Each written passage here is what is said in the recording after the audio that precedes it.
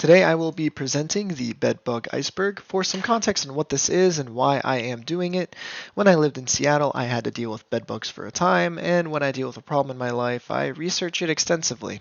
Afterwards I thought I would do a bit of community service and make this video for the public good, since I found that information about bed bugs was surprisingly hard to come by. Take everything I say with a grain of salt, since I have not personally tried many of the ideas listed here. I hope this video is taken as a collection of ideas that are at the very least worth investigating.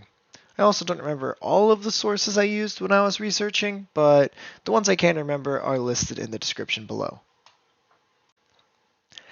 And here is the iceberg mentioned in the video's title. It organizes information from most well-known to most obscure. I will be starting in the area that is most known.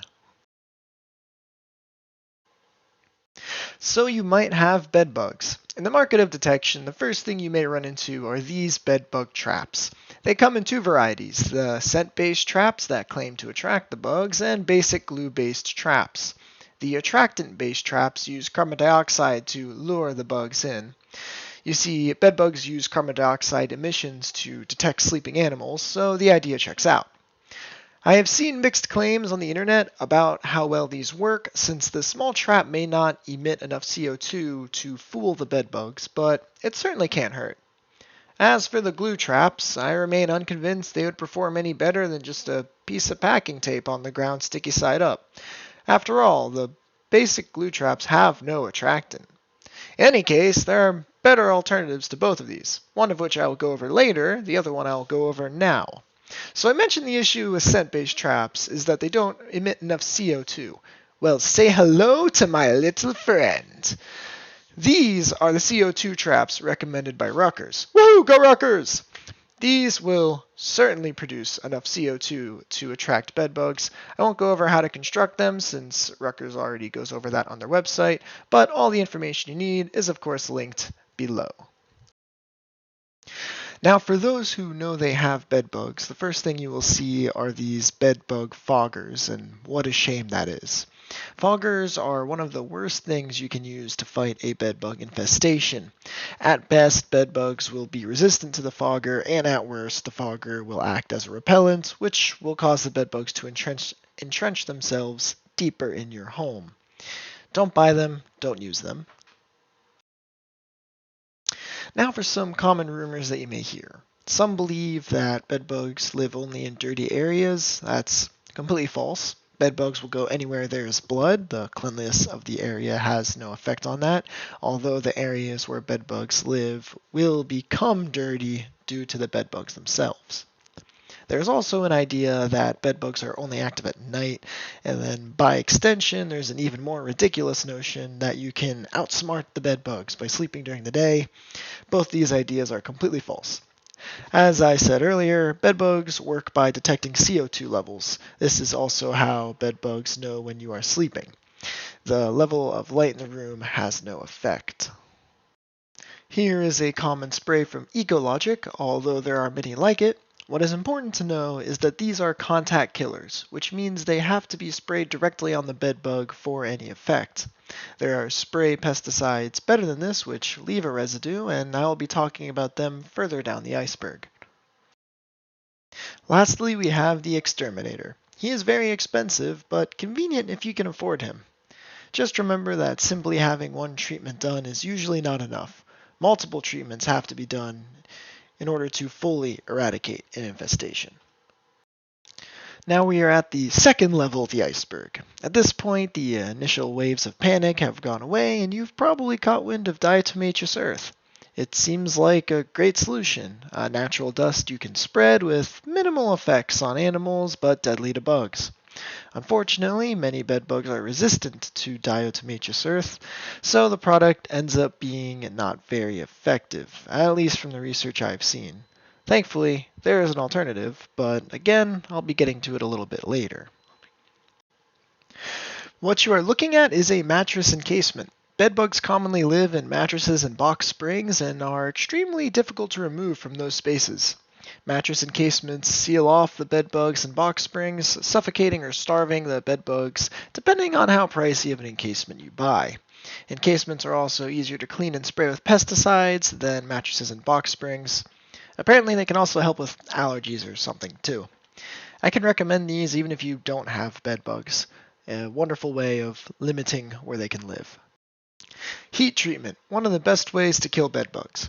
For this little graphic, survival times for an adult bed bugs are on the left, eggs are on the right. Adult bed bugs will die in just 20 minutes at 118 degrees Fahrenheit, with eggs surviving 90 minutes at the same temperature. It seems that the survival time rapidly goes down as the temperature further increases, but these were the only hard data points I could find. A common way of administering the heat treatment is using the humble dryer. Common advice is 30 minutes on a high heat setting will kill any bed bugs or eggs in your clothing. I personally did 50 minutes on a high heat setting since I was not in a rush, so may as well be extra sure. Once your laundry is out of the dryer, the general advice is to put them in plastic bags and tape them shut for an airtight seal. That way you know they are going to remain free of bed bugs. Now on to the third level of obscurity. If we are talking detection, I would argue this is the best. Assuming that the bed bugs are not already in your bed, something that can be assured with a mattress encasement and by cleaning your bed frame thoroughly, then the bed bug will have to climb onto your bed in order to feed. Bed bug interceptors stop them from doing just that. Interceptor traps operate on a very simple premise. When the bed bugs attempt to climb across an interceptor trap, they will fall into the outer ring pit in the interceptor trap and be unable to escape since the walls are too smooth. It's very simple, very effective. Homemade versions can be produced, and I plan to have these under my bedposts for the rest of my natural existence. Now, say you want to make your interceptor traps go a little beyond detection. Just sprinkle some Semexa inside, and now your interceptor trap is a death trap. Semexa is very similar to diatomaceous earth in application and usage, both being a dust-based pesticide. The big difference is that bedbugs have not shown a resistance to Semexa yet. I would recommend looking up a video on how to properly apply and use Semexa before you attempt to use it yourself, but the process is pretty straightforward once you know how to do it. Now on to the better version of contact killers, pesticide sprays that leave a residue. The one I am trying to highlight here is PT Alpine Flea and Bedbug Pressurized Insecticide. It is the preferred pesticide of the exterminator hired by my landlord in Seattle. What makes this insecticide different is that it leaves a residue that can still kill bedbugs. The insecticide also uses multiple kinds of pesticide in the same can, so a bedbug would have to be resilient to all of them to survive. I'm sure there are many other insecticides that also fit this description, but this is the one that I am the most familiar with. I mentioned earlier that bedbugs have very poor heat tolerance. Steamers attack that weakness very well. Steamers are surprisingly cheap and don't involve any poison. I was never able to find any hard numbers on what steamers to buy, but the general gist of it was buy a steamer with a very high output heat and a medium PSI. A low output spray PSI won't be able to penetrate fabric well, and a high PSI risks blowing bedbugs around instead of killing them. As a side note, freezing items is something I hear mentioned here and there. It is a far slower method than using heat, and the bedbugs need to be at 0 degrees Fahrenheit for 4 to 5 days before 100% death rate is achieved, so I would not recommend it. Now we are at the fourth and final level of the iceberg. I would consider this some of the most obscure information I know, or at the very least, this is information I found towards the end of my research. Some of you listening may have found out this stuff sooner. If so, well done. On to bedbug reaction time and clustering. Starting with bedbug clustering, which is mainly a topic you would be interested in if you have mysterious bites appearing on you and you are trying to figure out what they are. From what I have seen and experienced, trying to identify bedbug bites from the bite alone is very difficult at best. The tells of a bedbug bite are supposed to be straight lines of bites in groups of 3 called breakfast, lunch, dinner, but that is not necessarily how the bedbugs will bite you. In my case, almost none of the bites I got were in straight lines. Another method of identifying bedbug bites is they tend to bite the same areas over and over again. This is because when a bedbug bites your skin, it releases a pheromone to let other bedbugs know that there is a blood vessel close to the skin surface there. In my personal experience, this was somewhat true. Bedbugs always paid a visit to at least my right thigh, but they bit other parts of my body very, very inconsistently. I still swear by the best level of detection being interceptor traps. My experience trying to identify the bites from just the bites themselves was absolutely fruitless. Bed bug bite reaction time. That is, the time between a bite and a visible itchy sore is something I never see talked about as much as it should be. When I had bed bugs, I just assumed that bites showing up on me today meant I got bitten last night. That is not even close to true. Here is reality. 1. Around 20 to 30% of the population has no reaction to bed bug bites. 2. If your body does react to bites, then the reaction can take 1 to 14 days to occur. 3. You can lose or gain sensitivity to this over time. 4. Age greatly affects bed bug bites showing up, with older people, like greater than 50, much more likely not to show signs of a bed bug bite. And related to that, medication can also affect whether or not bed bug bites show up. When I came back from Seattle, I worried myself sick, thinking I had brought my bed bugs to New Jersey.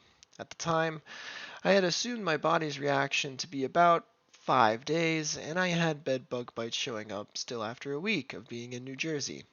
As it turns out, my reaction time must have been around 12 days, but I never realized it until after a lot of stress.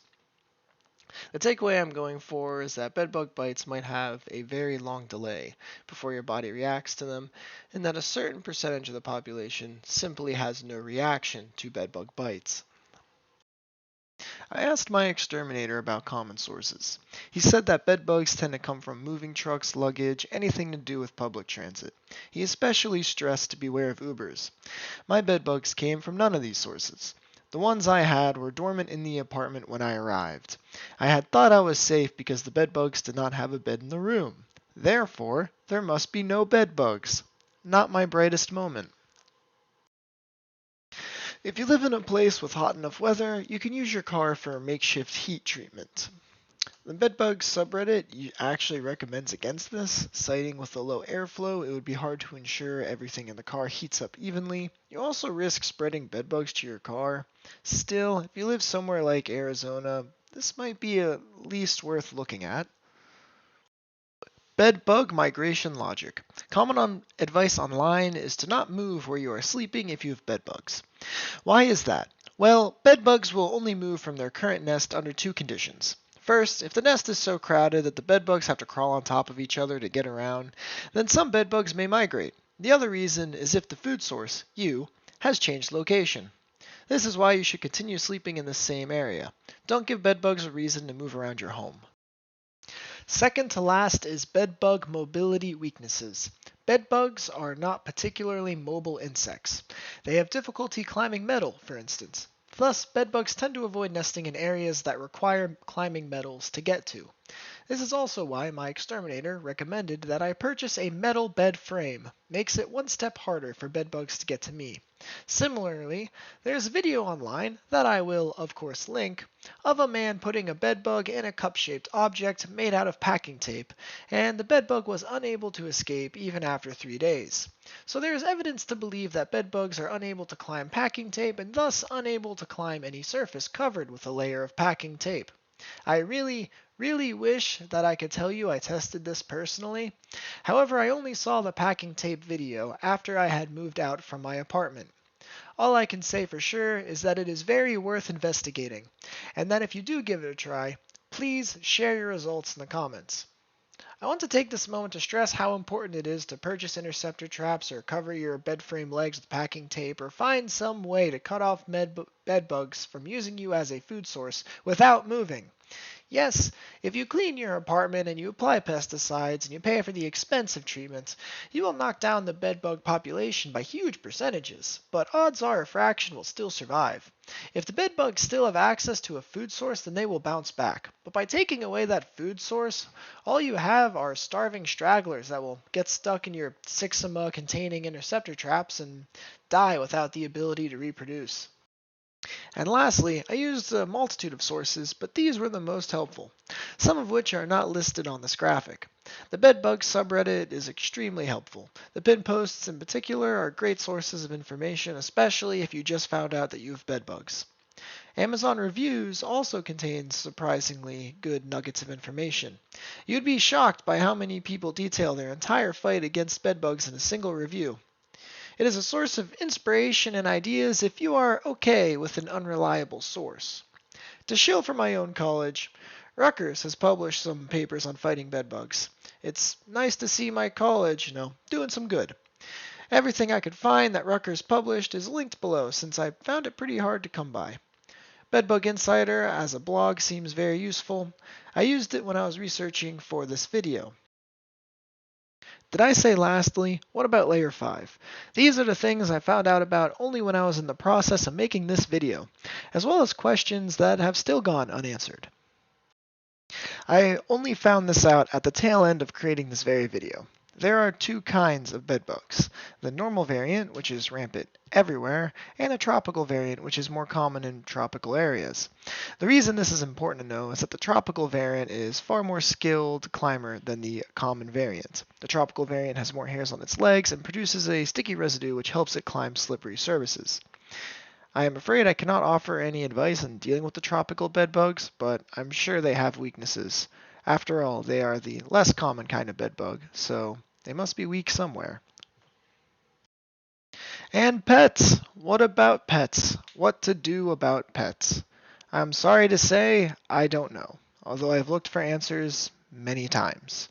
The most I've been able to see is that bedbugs might prefer to feed on humans, but I'm sure they'd switch to pets once they start getting hungry. So, how do you handle bedbugs when you have a pet in the house? I'm afraid I could offer no advice. And now the last thing I want to talk about, apprehend. Apprehend is a very special kind of insecticide. It seems that apprehend creates some kind of fungus that infects bedbugs like a disease. From what I can tell, it is slow acting but powerful in the same way a virus infects more and more people over time. It's worth at least a Google search. And thus, that is the end of my video. Thank you all for watching, and I wish you the best in your bedbug fight. If you want to contact me personally, feel free to send me an email. This is the end of any and all useful content. Outro. First outro of my life. Why do I have an outro and a conclusion in the same video? Who cares? I wanted to practice making scrolling text. I never planned to do another video like this. As I mentioned in the beginning of this video, I only research things extensively when it is a problem I personally encounter. My point being that if I get another pest, like cockroaches, I'd probably put out a video on dealing with depression first. In the future, this channel will mainly serve as the platform where I post personal projects of mine. The first project I'll be posting about is the video game I've been developing at a glacial pace. If that for some reason interests you, then stick around, and I'll see you at the beginning of the next video.